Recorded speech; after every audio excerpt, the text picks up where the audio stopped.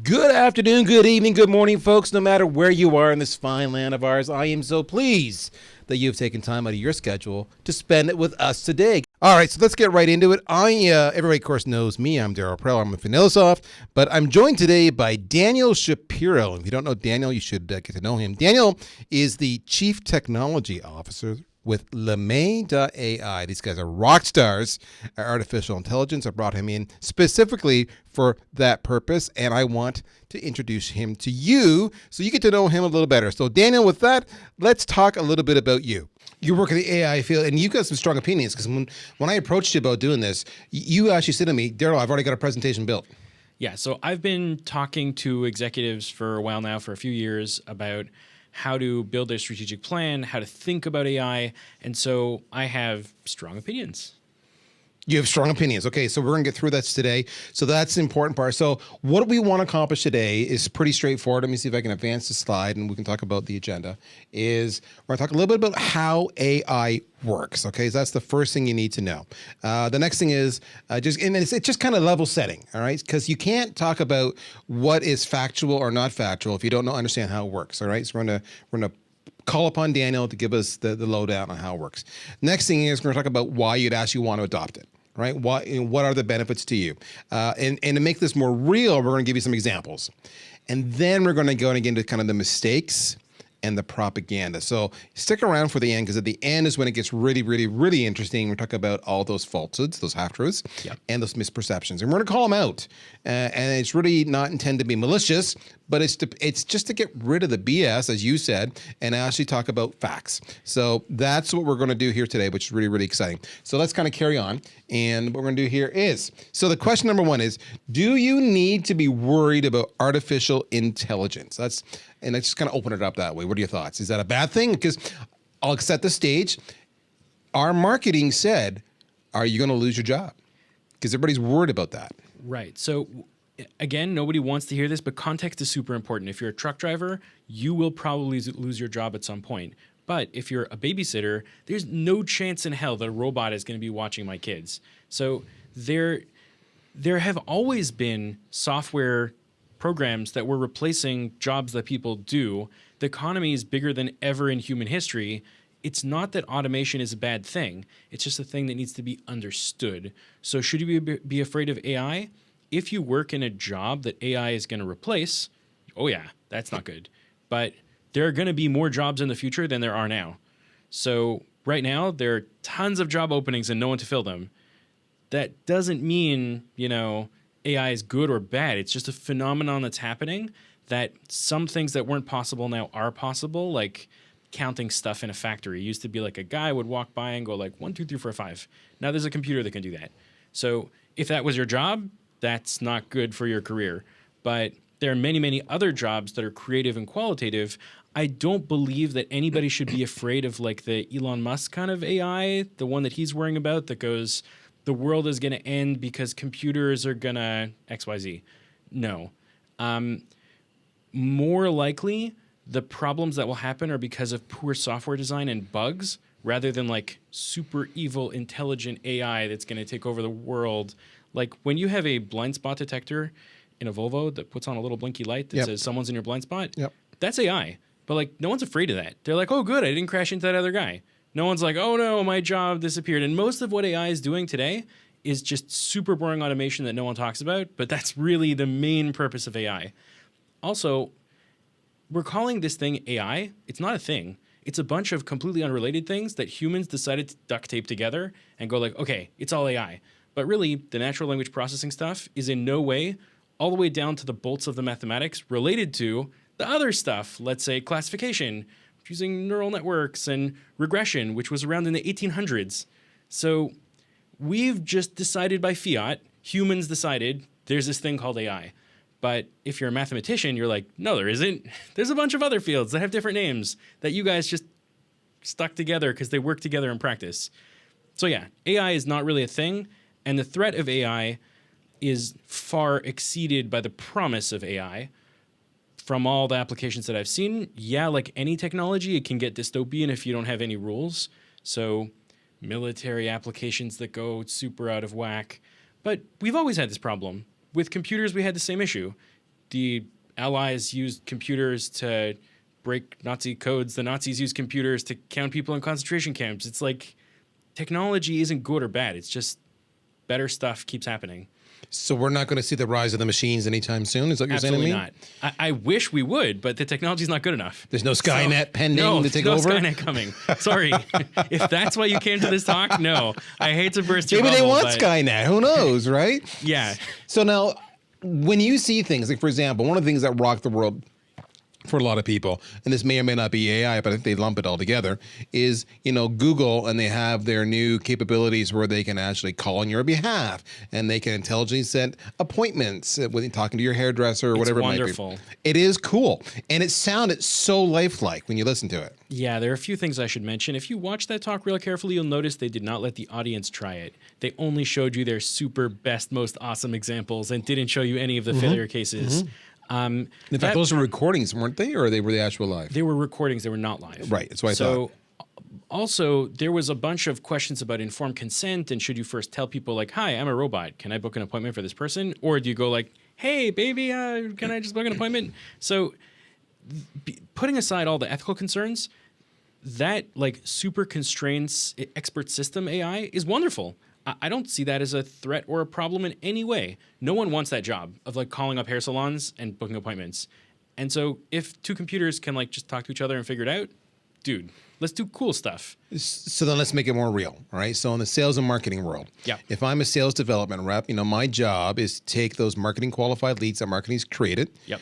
and to engage with them on multiple platforms. Could be social, could be, could be a phone, could be an email, or a combination thereof. Yep. And I'm going to hammer you repeatedly, bing, bing, bing, bing, bing, until you finally relent and respond to me so I can say, hey, you download it. You signed up for our live stream on artificial intelligence.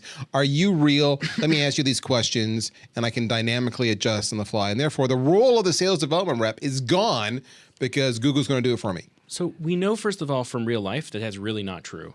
The sales development process is very, very human, especially in B2B, because you're making large dollar purchases. In the non-B2B world, B2C, you have a different problem where if people even suspect that you're fake, they'll just block you and go like, wow, that was super annoying. Robocalls were a thing in the 80s when I was born. And you know what? They didn't work because people were like, wow, you spent no effort. You committed nothing to this relationship. Why should I engage with you? Basically, it's more software. Just like a robocall was, software dialing a phone, AI is just a way to prioritize. So my thesis was on recommender systems. Getting the right stuff to a person. Netflix is my favorite example, where like the problem with Netflix is not are they recommending the right stuff to you? It's like they need licenses for more content to have what to recommend to you.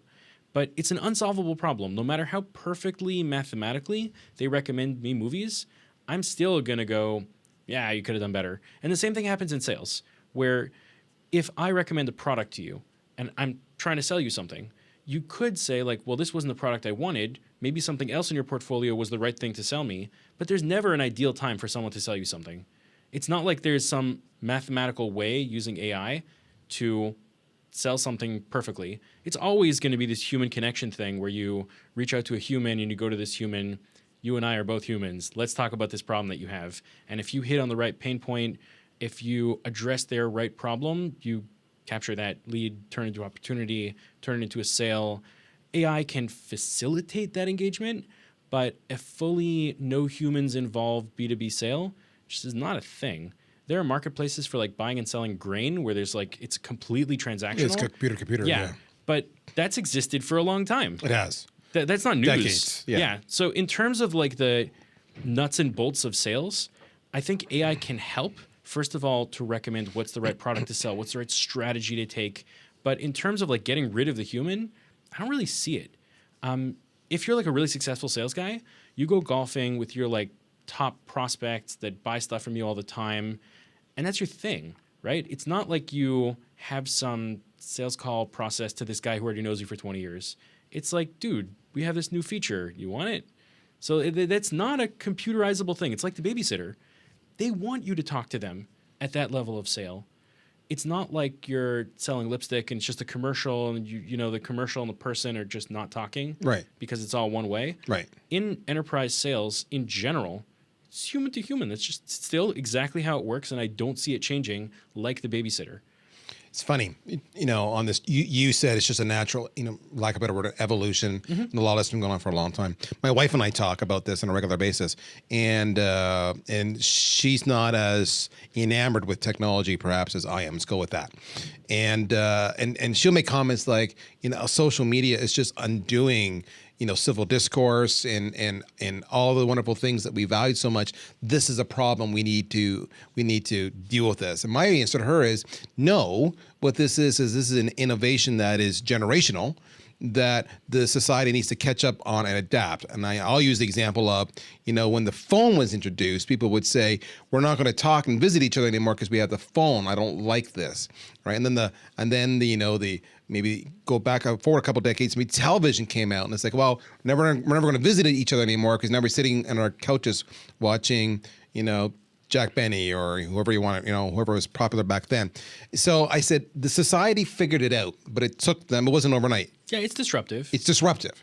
And that's what this is. This is, I think what we're seeing now so visibly is AI is coming to the fore. Yes. It is disruptive, but it's just, as you said, automating. Pop culture hasn't properly segmented the difference between AI research and AI in practice in enterprise. Right. They're two very different things. There's people who are worried about the future, and they should be well funded by the government, and they're not for profit. They're like think tank stuff. Then there's real life AI. Like, you realize the thing that scans your check and reads it was invented in like 1993 by Yann LeCun. Right. Not like in 2003 and 2013. It's old technology. Computers got better and data got better, but that underlying technology is not like new, and it was used for super boring stuff like reading checks. That's not the kind of Skynet AI that's gonna like eat your kids. It does a super simple function and only that and nothing else. It can't do 1% different than that. It just reads checks. So I don't need to be afraid of that, and that will not evolve into Skynet. There's a different kind of AI that doesn't work yet. That's like more general AI. Yep. That's in the researchy stage that we don't do, because our customers are companies, and companies don't want to build Skynet. They want to build like a robotic process automation. It's called RPA. Right. They want to like take their processes that use humans and make them not use humans. They also want to take their data sets that they spent time and energy to build big fences around and then use it for something. All this like vertical data integration to like get value out of it. So companies are not automatically interested in making bad AI. It's more this future-y stuff that could be like 10 years or 100 years or 1,000 years away. Not my job to figure it out, but that's the stuff where people go like, ooh, should I be afraid? Right. Self-driving cars, for example, will obliterate a ton of jobs, but I'm okay with that because like driving super long distances, falling asleep on the road and killing people is not a good. It's not a super sexy job to have. No. So we know statistically driving a Tesla with self-driving stuff safer than driving a GM car without self-driving stuff because less dead people. Right. Now, you could count up the dead people on the Tesla side and go like, oh, look, 2 people died. But like compared to what? Compared to walking? Right. So forward progress is going to happen. And AI is going to be part of that story. And this is not a sad story. So it's not a sad story. Yeah. There's a soundbite right there. AI is not a sad story. No. All right, so let's get into the whole process of how it actually works. Can you talk to us a little bit and walk us through this slide? Okay, so random customer comes in, goes like, okay, we have his data. We want to do some AI stuff. Go. And then we're like, okay, step 1, collect data, organize data, make sure data actually exists. Some people think that they have data. Turns out they don't. They have other data. Maybe they have a table for customers, transactions, but then they want to automate like their click-through process, but they don't save any of that stuff, and it all goes in the garbage. And they're like, oh, I have tons of data, and you got to go like, no, you don't. Okay, so after the data collection, then you do some sciencey stuff called data science, where you decide if it's worth automating this thing. So you look at some correlations, you do some math, and you go like, this is probably going to work, or probably not. Right. Once you have some confidence from the data science, they're like, okay, so this could go somewhere good. You've validated your ideas a little bit, but now you got to actually like do it for real. It's kind of like you would design a car on a computer, and then you actually got to like make a car. So then you go to the predictive analytics, machine learning, deep learning, whatever you want to call it. Basically learning from that data to do the thing that you want it to do. And then you deal with deployment. Like, how do you actually make it a server that like responds to requests and whatever. So each of these has like 20 little pieces underneath it. But this is a high level of like how a big company does AI stuff. You make it sound so easy. I try. So, total sidebar. If it's that easy, how come it took you so long to get your degree? And because you're no offense, you guys are just meeting Daniel today for the first time. He's a smart cookie. We've had the good fortune here at Vanilla Soft to work with Daniel for an extended period of time. And every time we get into the weeds, and I would go, my head hurts. He would look. He'll just look at me and he'd go, Daryl, man, it's just math. Yep. It's just math. And it's just math to him. But I mean, if it's so simple, why has it maybe taken so long for this to become such a phenomenon, and why did it take so long for you to get your degree? So a few things. First of all, writing a PhD thesis is really hard. The second part goes like this. This technology, part of the reason it took a while is there wasn't enough big data. First, big data had to happen. Second of all, we're the beneficiaries of other people's largesse. So Google gave away these huge software stacks that do AI for $0. That created the AI industry in a way. All these researchers, by the way, ton of them from Canada, just gave their stuff away. They were like, here's my code, it works. Yep. And that has created an industry. Otherwise, it would all be like siloed up in super nerd labs in the ivory tower. But no, it's come out into reality from guys like me graduating and going like, hey, guys, let's go do something. Right. The other reason that this has not gone faster is that this stuff actually is really hard. But you have to be able to explain to executives who are our customer in an explainable way, why are they doing this? Otherwise, they shouldn't be doing it. So executives are smart in their own way. They're like, is this good for me? Is this good for my company? And if you can't explain it in that way, like take your data that's siloed, extract value, make more money, do better at your service. If you can't do that explaining process, then you can't do the project. So simple as that. It has to be simple or else you can't do it. If it's complicated, don't do it. So there you go. It's as simple as that. So we're already simplifying AI for you. So there we go. All right. So the next question we had was why? I mean, we've covered a lot of this already. I do want to talk to it a All right, little go bit. for it. So let's say you're a company and you're like, do I want AI? So you got to think about like, why do I want AI? You shouldn't just go like, oh, it's fancy, so I want it. And so this is for context. We're talking like just a normal company, a manufacturer, a product company. We're talking like maybe a software firm who's actually trying to bring a product to market. So this applies to everyone from a startup to a giant company. Okay. This particular advice. Now, especially in startups, sometimes they're like, I want to say that I have IP. I want to say that I'm using AI stuff so I can raise money, so that I can go to market. Raising money. It's, so it's a marketing thing also. Yep, totally is. Some people just go like, I need to say I have AI. Yep. Because like then people will buy my stuff. Which is why this webinar live stream exists today, because they're saying it and it's total BS. Yep. Go ahead. So these are the motivations for people to have AI. Whether they actually do it or not is a whole different story. Yep. Sometimes it's the top level. So this is very common in banking where the top level guys at the top management say like to the middle level management guys, go make us have AI. Yeah. And the middle level management guys are like, I have no idea what they just said, but I guess they told me to do it. So I'm going to go find people who can do it. Yep. And what they're doing is ripping out a lot of the code they built for the last like forever and replacing it with brand new stuff. So for AML, anti-money laundering, there's a bunch of new stuff happening. Or for KYC, like know your customer, there's now like reputation monitoring AI. So like, simple example, if Daryl's stuff ends up on the dark web for sale, the bank should be like, holy crap, freeze account. Bad. So that wasn't a thing before, that like there was no software that could do that, but now AI is smart enough to like read the internet and figure it out. That's just one tiny example. Some other examples are you're a company and you want to have a new capability that AI can do that you couldn't get before. Self-driving cars is an example. It's not like self-driving cars replace some other kind of self-driving cars. It's a brand new capability. And so if a company goes like, hey, new product line, then they get into that. Another thing that happens is companies go, all right, I want to make my product or service better. So Amazon always wants to ship you stuff faster and better. They're never going to stop wanting to do that. And so they can use machine learning and lots of little pieces along the way to make the thing they already do better. So they're continually optimizing it, tweaking it. And you may not even know that there's any AI involved. Right. But like everything from QR codes to any kind of automation doesn't have to be machine learning. Companies do. But if machine learning is part of that story, then hey, AI. In general, if you can't, as an executive, if you can't tie artificial intelligence to some key performance indicator and how it's going to get better, just don't do it because it's expensive. So if you're moving bricks yesterday and you're moving bricks tomorrow and you don't need AI, don't do it. Don't do it. And that's a big lesson that I want to cover today. And we're going to cover that. I know that, which is AI is not the panacea. It's not going to solve it for every single person. And often it doesn't make sense or it's overkill. So it's about a selective application of it to identify a problem that you can demonstrate it will be better, be more optimized, more efficient, more profitable by doing that. Yep. All right, straightforward. All right, so let's get into the physical next slide here, which is AI Explain. Now, you've covered this a little bit already, but now we're getting into lots of pretty pictures. So walk us through this slide. And for the folks at home, what I'll do is I'll actually zoom in on this for you.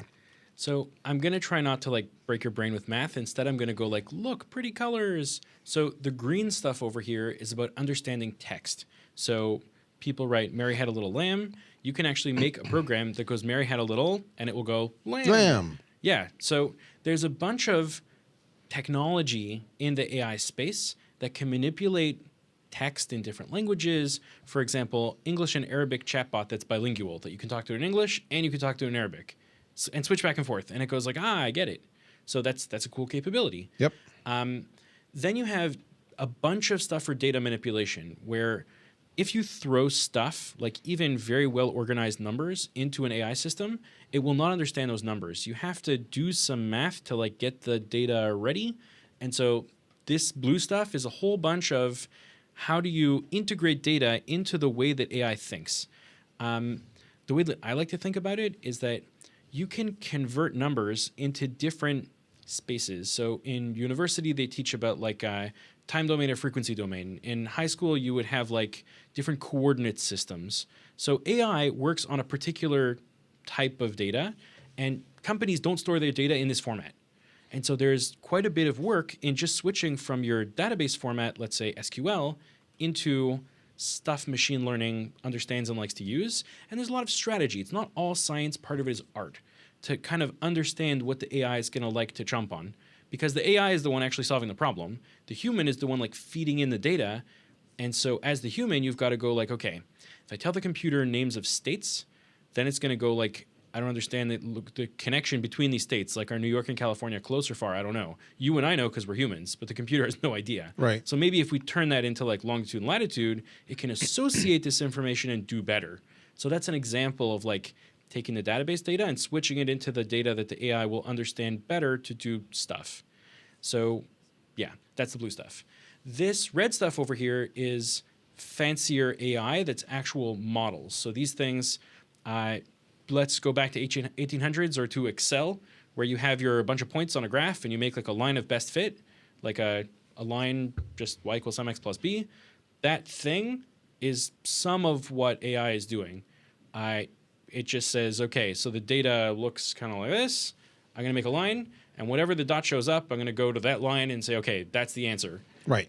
Bunch of models that do that. For pictures, for different kinds of data, there's, in the stock market, you have time series data, like a bunch of numbers for each thing that happen over and over again over time. For video, you have like sequence of images data. So there's different AI models for understanding different kinds of information. But in general, if you take a giant step back, the green stuff is for text. The blue stuff is for making the numbers work in the AI world. The red stuff is for interpreting the data to make predictions. So what's interesting about what you're saying is AI is not this one monolith. No. It is this collection, for lack of a better word, of all these different kinds yes, of and there are about modules. 60 more of these boxes. I'm just trying to give a very high-level view that goes, you should understand as a business person what AI can and cannot do, not how to do it at all, but just like if someone says to you, oh, I have 100% accuracy on this thing, just know that that's a lie. Like, there's no way. AI doesn't do 100% accuracy. It's approximate. Right. Just like you're approximate. Like, people crash cars. People are not perfect. Right. AI is the same idea. It's I was learning pretty from safe data. driving, but it was only an approximate. Yep. Yes, I understand. So like there are some processes for which business people should not apply AI. Like in safety critical systems, there's a much, much higher bar than for playing the stock market or whatever, because you can be wrong sometimes in the stock market and your portfolio keeps going up. Right. But in like a rocket, you got You're wrong one shot. once, Yeah, you're done. Boom. Yeah. So there are custom strategies for each of the like corner cases, like, oh, not enough data, special situation. Or, oh, way too much data, another special situation. Besides for all the corner cases, in general, it's just good to understand when people try and throw bullshit at you, like, oh, we do AI in our front end, and then you should at least be able to evaluate as a business person, as a non-technical person, and go like, well, that makes no sense. Right. Right? So that just that Because your bullshit point is it's detector- always going back to the data in the end. It is going back to data in the end, but also just to understand that there are a lot of things that are not possible. Right. So there's one of the fathers of AI. He likes to give these super simple examples, like Daniel walked through the door. If you don't tell the computer any background information, it will think that by magic I like crashed through the door and smashed it and then went through the other side. It's not going to understand the door was open. Because its language model only understands like words mean actions. Actions mean he walked through physically the door. AI still does not have that problem solved. Right. So we're getting there. It's close. But if you have a high level understanding of like, okay, so that thing that they're proposing to me to do, these dev guys, that's going to cost $10 million. It's not going to cost like $200. That's important. Also, just this idea that like if there's an API that does X, you can't change what that API does a teeny tiny bit and get like X plus 1. These APIs that are exposed by IBM, Microsoft, Google, they do exactly one thing. So sentiment analysis, for example, it might be trained for tweets, but not trained for Facebook posts. And so the results that you get out from tweets look great. And you're like, okay, we're ready to go to production. But then your customer feedback comes in as Facebook posts and nothing works. And everything says sentiment bad when they go like, I love this product. Right. And you go to yourself, what the hell happened? And it turns out, well, it was trained for a very specific thing and nothing else. Right. So yeah, the thing in machine learning is just as a business person to understand what is AI good for and what are the giant pitfalls to avoid like the vacuum cleaner of money sucking all your money away. All right.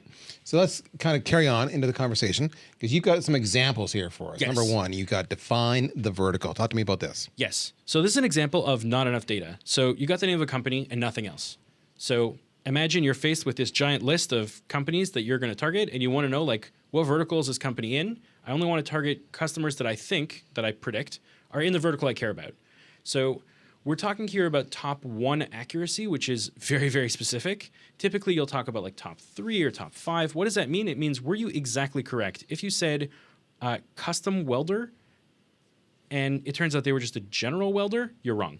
So can you guess, just by looking at the name, which of 127 categories, different verticals, this business is in by only looking at the business name?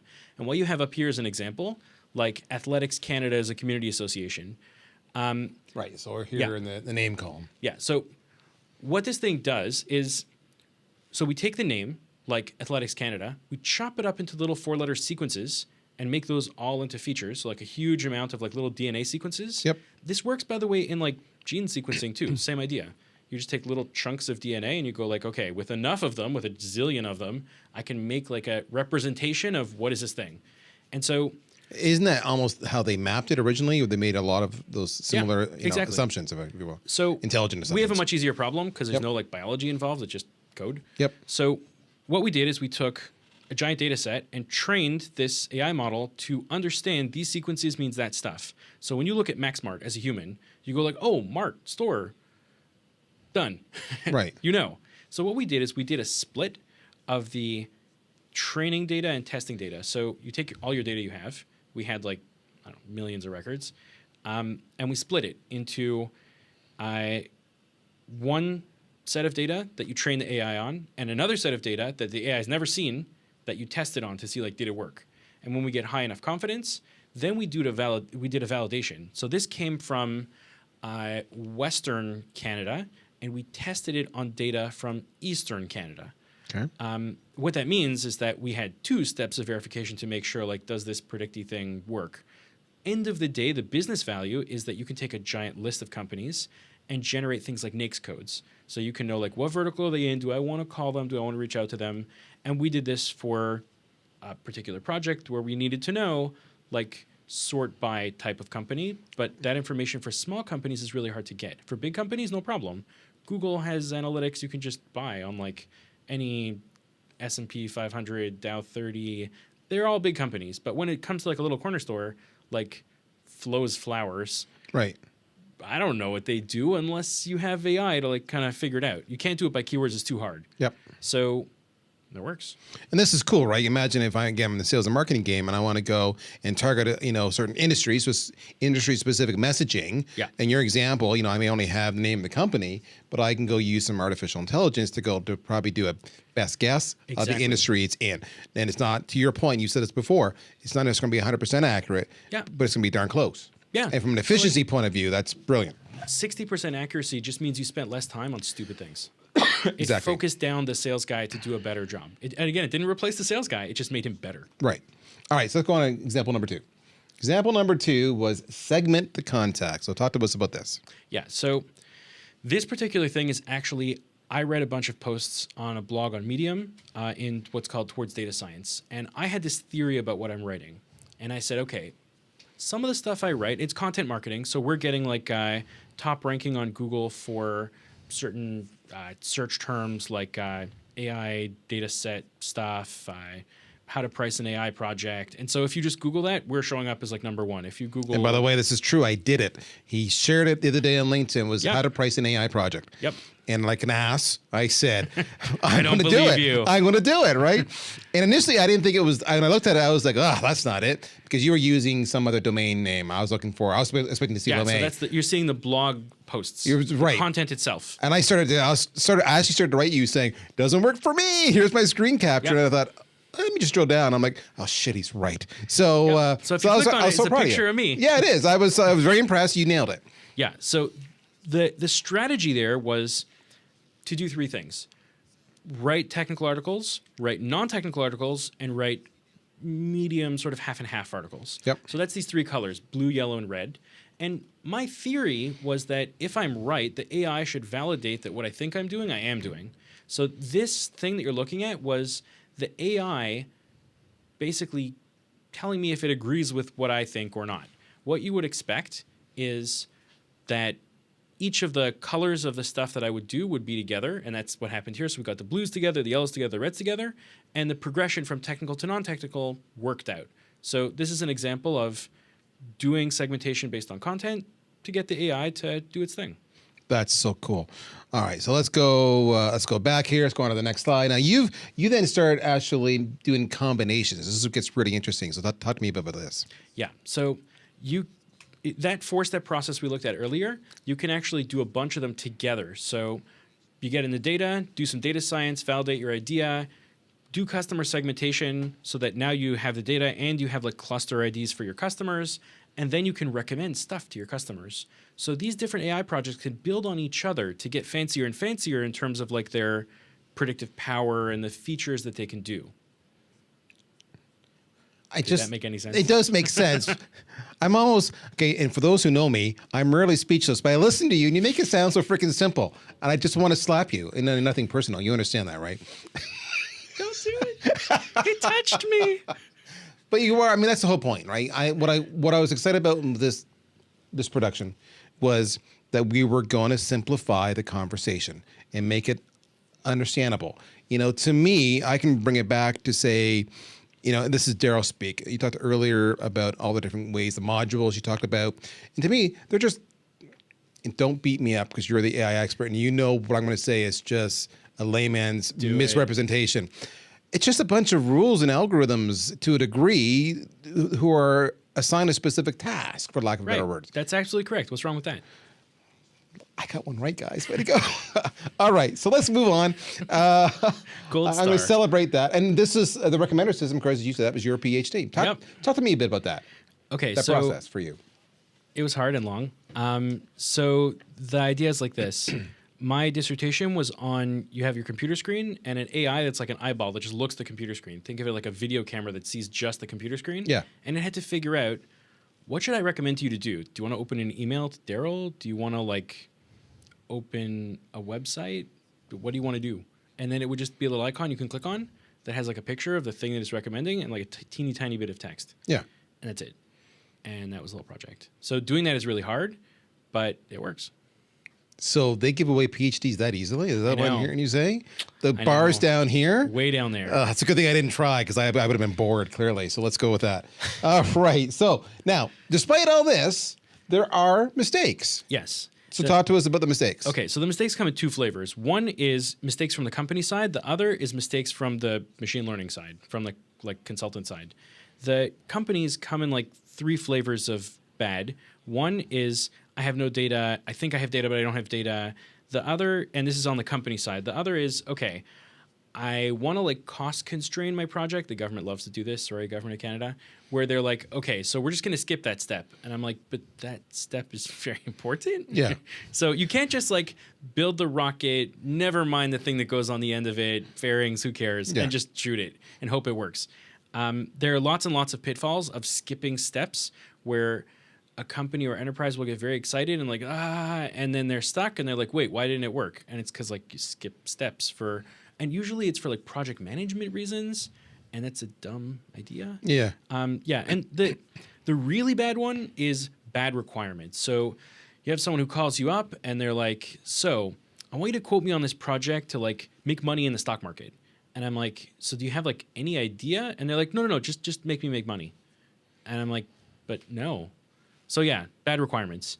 They come in a million flavors. Bad requirements are bad. Bad,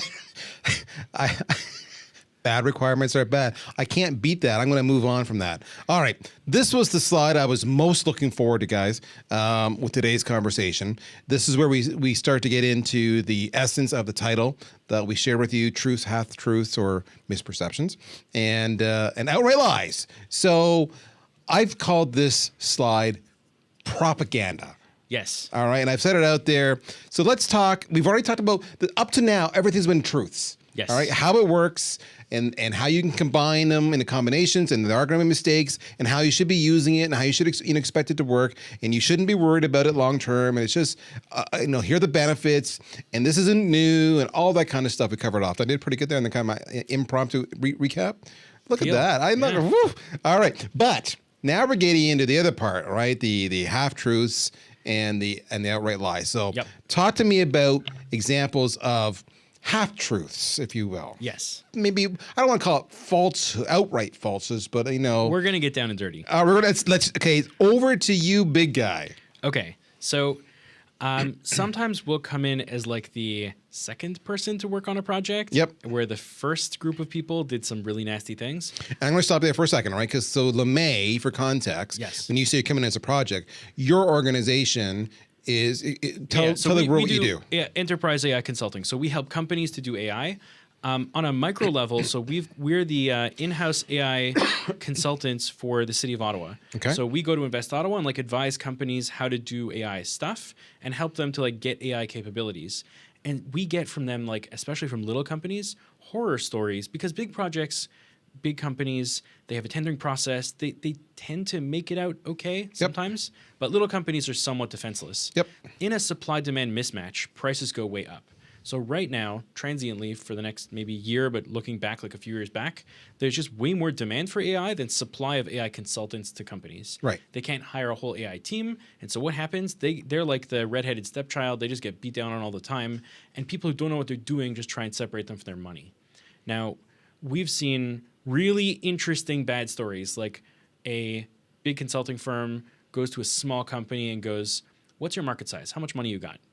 And that's basically like a really nice way of saying, how much money can I take from you? Yeah. It's not about like bottom up, what is the pricing? It's about top down, how can I rob you? It's a really nice way of saying that. But so I've seen a lot of these bad stories happen in the consulting world, and that leads to general mistrust. It doesn't have to be like the blockchain world where it's just hype and the amount of value is small, but the amount of like money going into it is huge. Yep. In the AI world, there really is a lot of value, but there are people who like try and look like they know what they're doing, even though they have no idea. Right. And then they'll sub out a project to someone else. Or So a lot of these firms will represent that they have AI capabilities. Yes. And they'll bid on the business. It's part of a bigger project. We do A, B, C, and by the way, D, some AI. Exactly. And then you That's say very common. You've got the project. You won the tender because you can do it all. Yeah. But they have no AI experience or very minimal, and then they come and they outsource it. Exactly. So some companies are really good at writing responses to RFPs. Yep. But they don't actually do work. They kind of sub it out. That usually works in like regular software, like user interface design or like scheduling something, because it's software. It's a fixed thing. You just, take your cut, pass it on.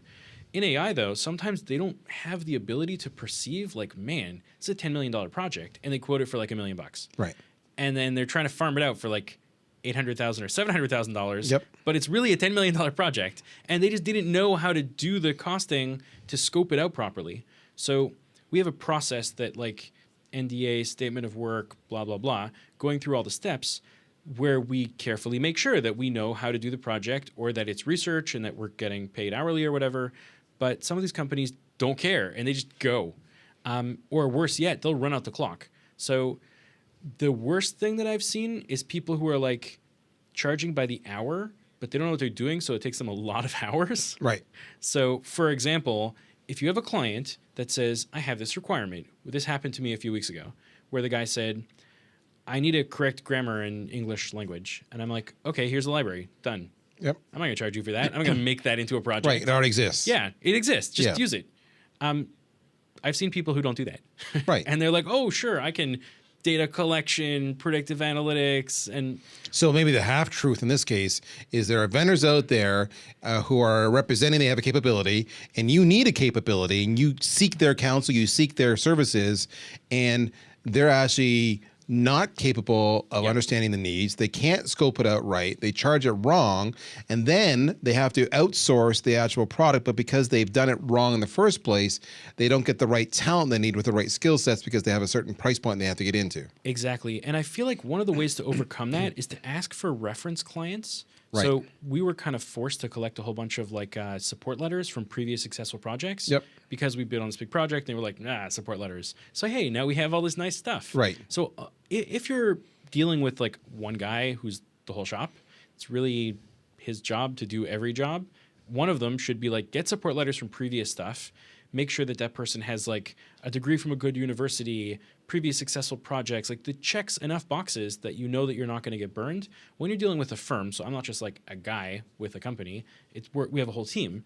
At that level of project where you're doing, 100K plus projects, what you want to do is two things. First of all, like the people that you're working with. Yep. Because a lot of it is not technical, it's interpersonal.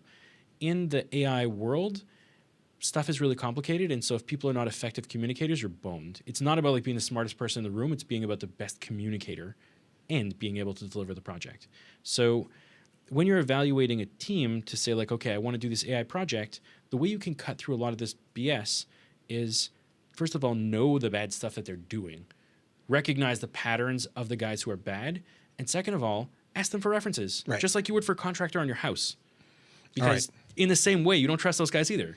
So that's a lesson learned. That's, shall we say, a misrepresentation, a half truth, in many cases, an outright lie if I'm trying to seek an expert to help me implement an AI project. Yeah. What else do you see out there? So scope creep. Usually this is on the client side. So you have a client who's like, ooh, it's so great, I want to do more. And like, we have provisions for that, no problem. It's like, hey, more money, more features. The problem is when it's on the contractor side. The guy, it's like, think of a guy who's doing kitchen work for you. Yep. And he's like, this is going to be a 10K kitchen. And then he's almost done, and he's like, oh, this hose, this thing, it needs to be bigger. Let's make it 20. Right. And that is not cool. So like that happens sometimes out of dishonesty where they're like, oh, if I go in for lower money, then like maybe I get the job and then I can upsell them. Exactly. So like bad. And the way that you prevent that from happening is get references from previous good clients and look at their ratings online from how long have they been in business or whatever. It's standard stuff, but in any industry with a lot of hype, like big data was the previous big wave of hype, you had people who said like, oh, I do big data. Do they use the right big data tools? So in the AI world, are they using the right AI tools? You can easily Google like, oh, TensorFlow, Keras, PyTorch. Like there's a set of tools that they should be talking about that if they're not using those tools, if they're using just like vanilla Python, be very afraid. So it's good to have someone to help you find the right person. So for clarity, when you say vanilla Python, we're not making any reference at all to vanilla soft. Completely different. All right. So I like that first one. First one was, claims that are overstated. Second one is scope creeps. You get enamored with the price, but the reality is they probably gone in low and they're going to add on. There's always someone who will do cheap work. The next huge problem is basically people who are incompetent.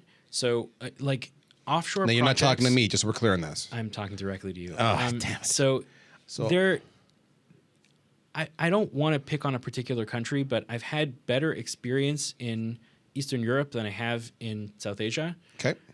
I think it might be because of communication barriers. I don't know, but like big picture, I haven't had great success in outsourcing stuff. As you know, we have a physical office with humans who sit in it. Yep. And I would love to like lower cost outsource things. It doesn't work though. Like you need a team who's all in one room with a whiteboard, and because there's something like AI, that can get pretty hairy pretty fast. Yes. Because to your point about you walking to the door, there's a lot of details that just got lost in that one example. Context. Context, well put, context. That's difficult to kind of, ruminate over and develop when you're distributed and there's time zones and there's delays. Yeah. So part of it, I don't think it's really time zones. I think part of it is that the person on the other end may not know what they're doing. So I was talking to another person in the industry who has another AI company. We were at a conference a week ago. Yep. And they basically said, don't pick on this particular country. You just dealt with a bad person there.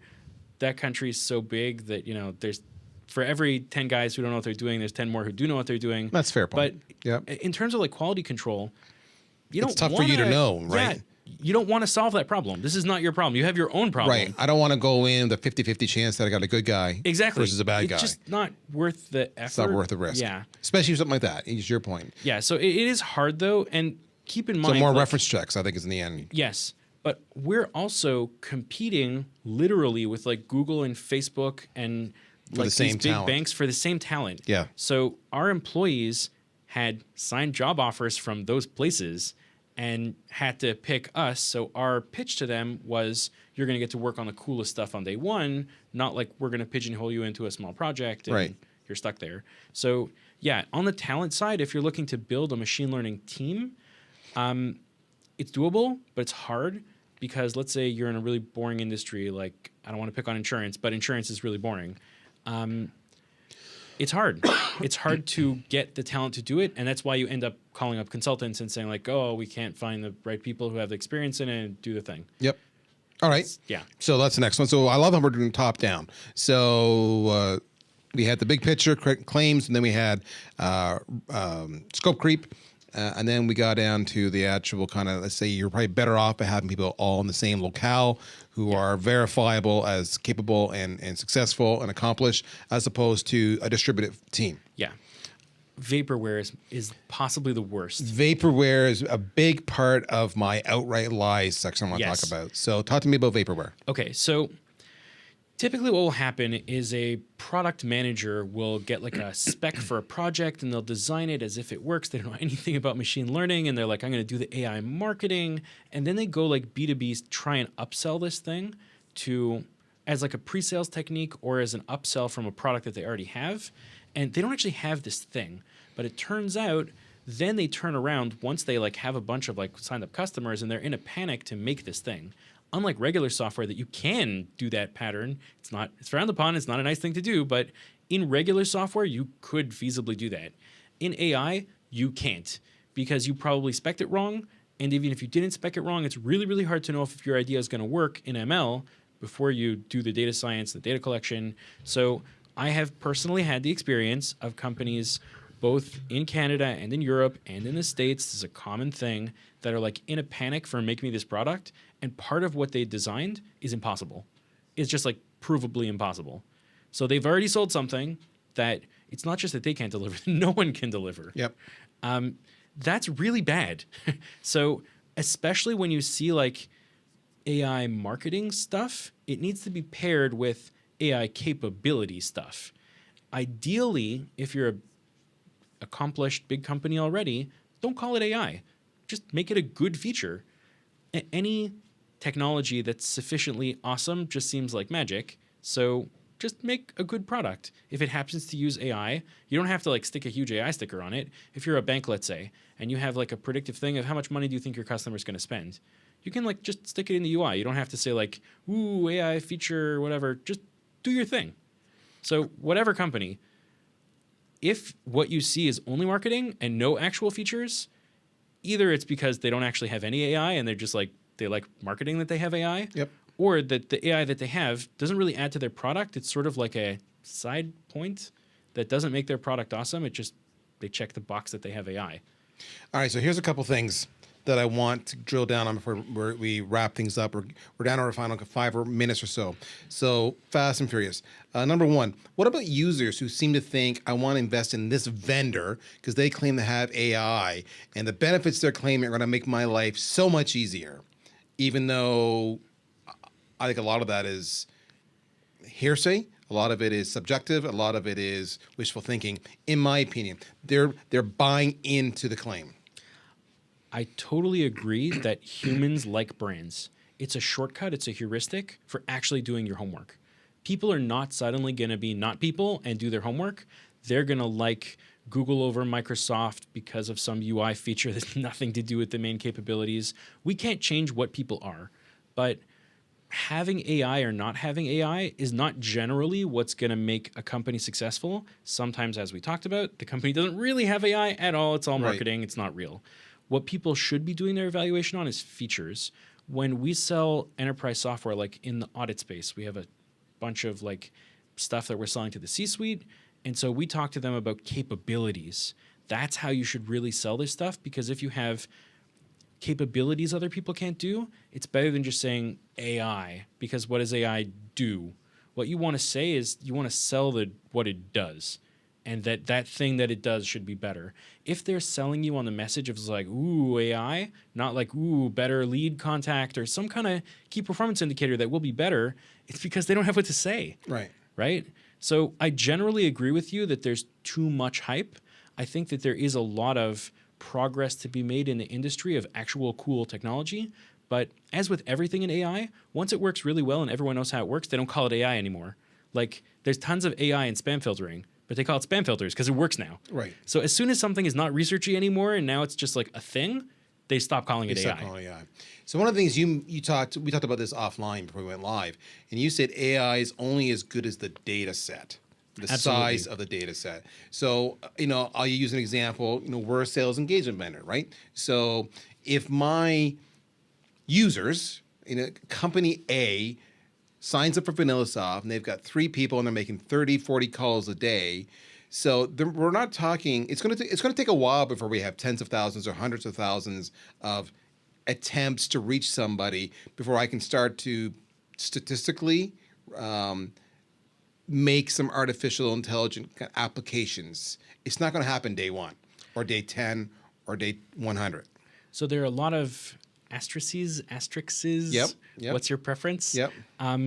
One of them is you can actually aggregate data from lots of different users and then get general patterns, for example, by vertical. Another example is you can join outside public data with inside private data to get a bigger data set. My example would be in real estate. Let's say you have a listing and you have number of bedrooms, number of bathrooms. What you don't have is like, what's the income in that neighborhood? But you can go get that from the IRS. So you can join in other data sets into the data set you know about. In recommender systems, which is what typically you're talking about in sales, it's a ranking problem. It's like, what prospect should I hit first? And you can bootstrap that very quickly. So recommender systems are designed, if you look up on the internet, the cold start problem, this is a well-known problem where like you don't have data yet on either your sales guy or his customer, but how quickly can you pigeonhole stuff to like just get stuff going? And this has been well studied for like forever, but the high level idea is you can actually start somewhere with AI because you can build up a data set that's approximate that just gets better and better. Think of it like when you're learning how to do something. You do it better and better and better over time. And as long as you go in knowing that is Yeah. the point, process I'm getting at. And you can drill down and say, your AI, whose data is it using? So at what point does it become effective and applicable to me in my application of it? All right. Last, and then we'll leave it here because there's lots more we can do. People use the term AI all the time, but as I got here, a lot of times it's just rules-based, and that's not AI. A lot of times it's predictive analytics or machine learning. What is AI versus these other aspects they're claiming to be AI, but they're not? So some of it is fair to have different terms for it. For example, we were talking to someone in law enforcement, and they were like, if you want me to turn people's pockets inside out, you better tell me why. And sometimes the AI that we use, like deep learning, you don't know why. So it's fair to say like interpretable machine learning or not. So some of these like distinctions in terminology mean something. But when people say just like big picture AI, like whether it's like a regression tree or deep learning or kind of who cares? That's the nerd problem. Yep. The businessy problem is like, does it adapt when I get more data or not? If no amount of more data will make the thing better, either you didn't need AI or it's not AI. So that's a brilliant takeaway. We're going to stop you there. We're running out of time. So we're going to keep this party going. Just a recap on our whole discussion on AI. We've talked about why you need it and how you can apply it. We talked about how there's different AI for different applications, and then you can start using them in combinations, and it gets kind of cool. But the AIs will only ever be as good as the data set you have, of course. We've talked about AI being a tool. It's not a replacement. It's an adjunct to what you're already doing. It can optimize certain capabilities, but it's not the savior, for lack of a better word. That's right. Let's talk about on the beware the hype and do your due diligence. Whether it's claims being made by a vendor, capabilities they have that they don't have, you can check on, or it being things like scope creep, all right, or being things like, they're just... They're so distributed, you can't actually get together to do what you need to do to figure out how to make it all work. All that you can validate against, but you got to be conscious about it. You got to call the vendor out on that. And finally, the whole idea that, manage your expectations around AI. Don't hesitate to call out the vendor and say, how does this matter to me? Give me the specifics. All right, because that's important. If, for example, you can say, when I buy this product, at what point will it really start working for me? When will my data set be tangible? And I love your point that if it's not always improving and adjusting, then it's not AI. Yeah. Right, and that's a huge difference. So that's kind of cool. All right, so with that, what I want to do is I want to bring this on, and I want to say, do we have any questions? And we only had one question. Actually, we had multiple come in, but you answered some of them. The one that came in very quickly was, a lot of software vendors claim to have AI baked into their solutions. How can you spot vendors using real AI, just some fancy algorithms? And we talked about the reference checks already. Is there anything else you can do? I want to mention, it doesn't matter. If you like the feature, does it matter if it really uses AI? Powerful statement. As long as it affects you, that's what you want. You're shopping for the benefit. Yeah, cut through the marketing and say, like, does this benefit me? Right. All right. So there you go. Doesn't matter. I like that answer. All right. So with that, I do believe we are fundamentally out of time. If you've not met Daniel, he's right here. He's with Lemay.ai. As we talked about before, definitely give him a shout on LinkedIn and on Twitter, because he's quite active, and give him grief. I give him grief all the time when I do it, and that's what I would tell you to do as well. So the thing is, if you're watching this on demand, his email address is right there on the slide. Don't hesitate. Give him a shout. Similarly, give me a shout. We can carry on the conversation offline. So those are the things that you need to know here right now. With that, what I'm going to do is I'm going to thank my good friend Daniel. Thank you so much for coming today. And thank you. This has been fun. I've had a good time. It goes by really, really fast. Technology is always a bit of a hit and miss. So far today has worked out pretty well for us. With that, folks, we are out of here. We are done. So what we're going to do is we're going to wrap it up, and we're going to say to you, thanks for joining us today. We're going to come back to you very soon. And in the meantime, we wish you a very pleasant day. Take care, folks. Talk to you soon. Bye-bye.